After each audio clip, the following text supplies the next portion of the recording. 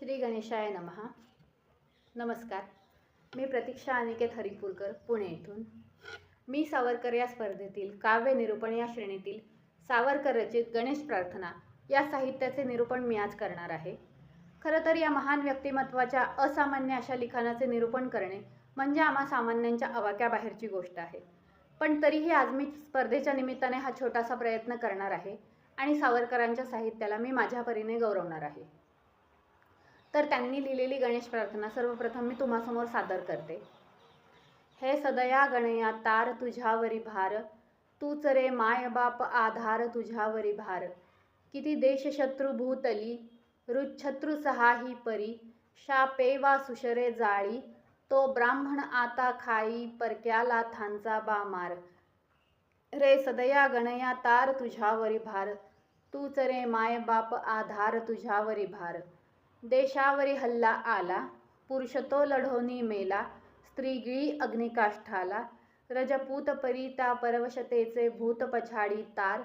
रे सदया गणया तार तुझ्यावरी भार, तूच रे माय बाप आधार तुझ्यावरी भार. अटकेला झेंडा नेला, रिपू कटका फटका दिदला, दिल्लीचा स्वामी झाला, तो शूर मराठा पाही तयाचे खाईन कुतरे हाल. रे सदया गणया तार तुझ्यावरी भार, तूच रे माय बाप आधार तुझ्यावरी भार. नमस्कार माननीय श्रोते, परीक्षक, बंधू भगिनींनो. आज मी स्वातंत्र्यवीर सावरकर रचित या सुंदर अशा गणेश प्रार्थनेचे निरूपण करणार आहे. थोडक्यात अर्थ समजावून सांगणार आहे. तर सुरुवात अशी की सर्वप्रथम सर्वज्ञात असलेली गोष्ट ही की सावरकरांनी तत्कालीन परिस्थितीला अनुसरून हाताबाहेर चाललेल्या देशाच्या अवस्थेला पुनर्निर्माणित करण्यासाठी, स्वातंत्र्य मिळवण्यासाठी गणपती बाप्पाला साकडे घातले आहे. ध्रुवपदात लेखकाने म्हटले आहे, हे गणेशा दयेच्या समुद्रा, तू आम्हाला तार, आमचं रक्षण कर. आम्ही तुझ्यावर सर्व काही सोपवले आहे. ज्याप्रमाणे एखादे लहान मूल हतबल झाल्यावर सरते शेवटी आपल्या आईबाबांवरच अवलंबून असते, त्याप्रमाणे तूच आमची आई आणि तूच आमचा बाप आहेस. तेव्हा आता हा तुझ्यावर सगळा भार आम्ही टाकत आहोत. तूच आमचं रक्षण कर, तूच आम्हाला सांभाळ. आता रक्षण कर, आम्हाला वाचव, हे त्यांनी कशाच्या संदर्भात म्हटले आहे? तर आम्हाला तू या सगळ्या शत्रूंपासून वाचव. या देशावर परकीयांनी ताबा घेतला आहे. देशात या माझ्या मायभूमीला इंग्रजांनी काबीज केले आहे. आणि फक्त राज्यच हिरावले नाही, तर त्या मातृभूमीच्या लेकरांना, आम्हा सर्व देशवासीय बंधू भगिनींना हा शत्रू त्रास देत आहे, अत्याचार करीत आहे. तर तू आम्हाला त्यांच्यापासून वाचव. आता हे झाले बाहेरचे शत्रू. ते बाहेरून त्रस्त करत आहेतच, पण सोबतच रुच्छत्रू म्हणजे आतील शत्रू, हृदयातील षड्रिपू आतमध्ये घर करून बसले आहेत. आणि बाहेरच्या शत्रूपेक्षा हा आतला शत्रू जास्त घातक आहे. काम, क्रोध, मोह, लोभ, मद, मत्सर या सर्वांचा तू नाश कर. या षड्रिपूंना आणि मातृभूमीच्या शत्रूंना तू शापाने किंवा शस्त्राने मार, जाळून टाक. या देशातला शांत, बुद्धिमान आणि निरुपद्रवी असा ब्राह्मण वर्ग, निरुपद्रवी असूनही तो परक्या आक्रमकांचा, परकीयांचा अन्याय सहन करीत आहे, त्यांच्या अत्याचार रूपी लाथा झेलत आहे. हे गणेशा, आम्हाला यातून सोडव. दुसऱ्या कडव्यात सावरकरांनी देशातील जीवितहानी आणि मनुष्य परिस्थिती वर्णन केली आहे. देशावरी हल्ला आला म्हणजेच जेव्हापासून देशावर परकीय राज्य आले आहे, तेव्हापासून देशातील अनेक वीर स्वातंत्र्य मिळवण्यासाठी लढत आहेत, लढून मरत आहेत.